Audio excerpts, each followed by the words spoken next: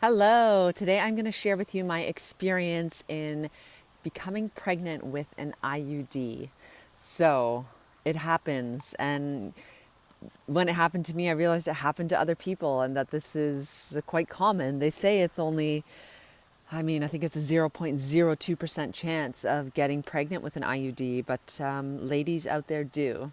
So this is actually the IUD that I was using. And I found out I was pregnant. I already had had 3 children. My husband and I were not planning on having more kids. I was 38. Our youngest was 6 and the oldest was 18. So we were not, we were done. And we had just moved. We were downsizing our lifestyle. We were starting to travel a lot more. And I'm a competitive athlete, so I do cycling, and I was training. It was turning to fall, so sort of the training was starting to wind down. And I was working out in the basement. We have a nice gym with big mirrors, and I'm doing my workout, plyometric jumping. So I'm jumping, and I'm catching glimpses of myself in the mirror. I'm looking at my arms and legs, and I'm thinking, oh, they look really lean and fit. And then I notice my stomach, and I see like it's kind of pudgy. And I was thinking, well, I'm almost 40, maybe I just can't like hold it together anymore. This is normal, maybe this is just the way it is. So I continue my workout, and then I catch another glance at my stomach, and I'm just thinking, it looks like a pot belly. And then as soon as I said pot belly, it just came over me. Pot belly, pregnant belly. So I was like, holy smokes, when was my last period? I can't remember. Like I said, we had just moved. We had done huge renovations in the house for like 2 months, redesigned the backyard with pool and the inside of the house renovated. So there was so much stress. So I just thought like didn't get my period because of the stress. So I decided to go run to the store. I get the pregnancy test, come back home, run to the bathroom. Literally, as soon as I pee on the stick, like the first splash, it's immediate, bright, no doubt, pregnant. So I tell my husband, and I'm upset. Like, I'm just beside myself. Like, how can this happen? This isn't part of the plan. And my husband is like, there's no way. And I'm like, yes way. So we go get the ultrasound. They ask me how far along I think I am. And I tell them, oh, maybe 8 weeks. It ended up that I was already 12 weeks pregnant. I was about to start my second trimester. So my family doctor, was pushing me to remove the IUD. He said I should have it taken out, that the risk of infection is very high, the risk of preterm labor is very high. But with pulling it out, I forget, it was either 40 or 50% chance that the baby would miscarry. And I just thought, I can't take it out. Like, I can't take the chance that me pulling out causes the miscarriage.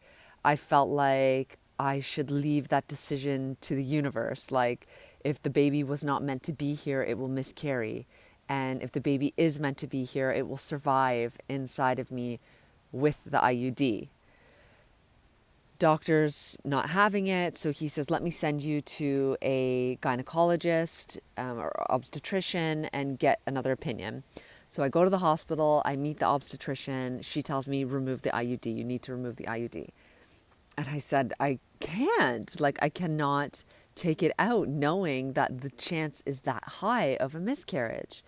So now when they went to see where the IUD was, it wasn't even sitting in the cervix anymore. It had moved up. So there was no way they were going to just be able to go in and pull it out. Like, they were going to have to like go up in and pull it out, which really meant like the chances of the miscarriage were high. So I said, I need another opinion. I need to see a specialist. So they booked me a phone consultation with a specialist from downtown Toronto. And she tells me that, yes, you can go ahead with the pregnancy, but it's going to be considered a high-risk pregnancy. But she's seen very many successful IUD pregnancies. So she said that I would have to see a specialist every 3 weeks, and I would have to get an ultrasound every 3 weeks to make sure that the baby was okay. I guess they worry about the IUD puncturing something, causing infection, which could kill me and the baby. And then also, of course, the preterm labor, they said was very common. So the pregnancy, I went for my checkups, everything was going normal, but I was actually really depressed throughout the entire pregnancy. I was depressed because I was now having to give up this life that I had designed around being done with having children.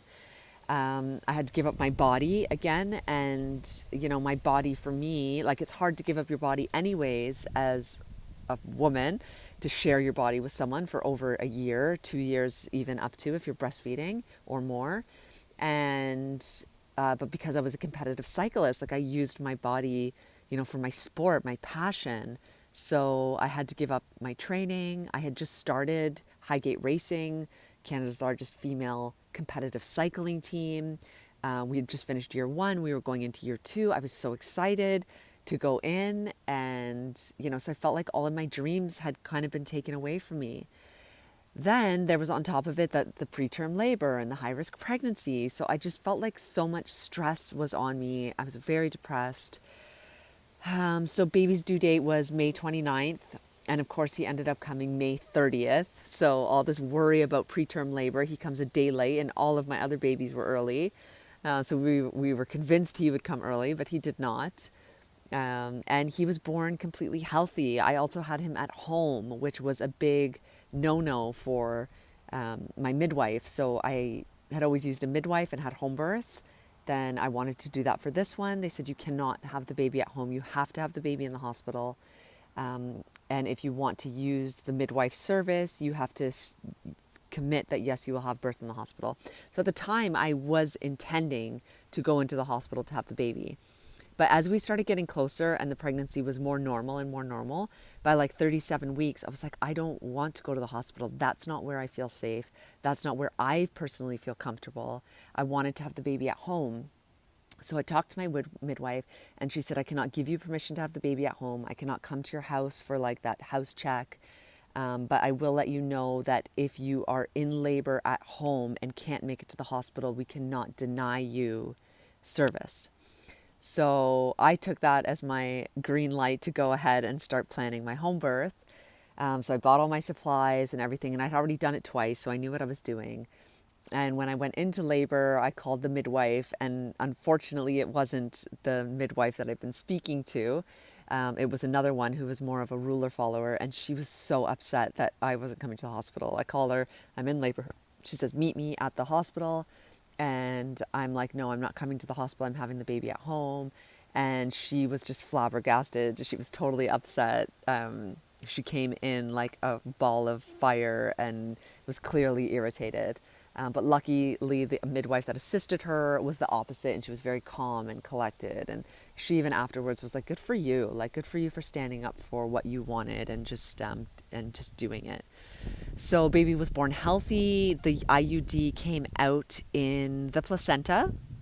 And afterwards, of course, we took a picture of the baby holding it. And now I keep it. I don't know why. I'm not really much of a person that keeps like memorabilia, but I thought this was kind of something cool to keep because, he was not supposed to be here. Like, this wasn't part of my plan. But the universe had a different plan. And I know now, because I have stretched and grown so much since having this fourth baby, he forced me to move into a deep healing journey because of the depression in my pregnancy. And I've now, written a book that I had never planned to do before, and started to share my story of past trauma, sexual abuse, underage prostitution, drug abuse, all of this stuff that I was so ashamed of and held so much guilt over. That now I'm open and I'm ready to share it with other people to hopefully help them heal. So I know that he's very special and was brought here to help me help other people. So if you have an IUD pregnancy and you need any support, or if you have any questions, just post them below and connect with me. And that's it. I'll see you guys on the next video. Bye.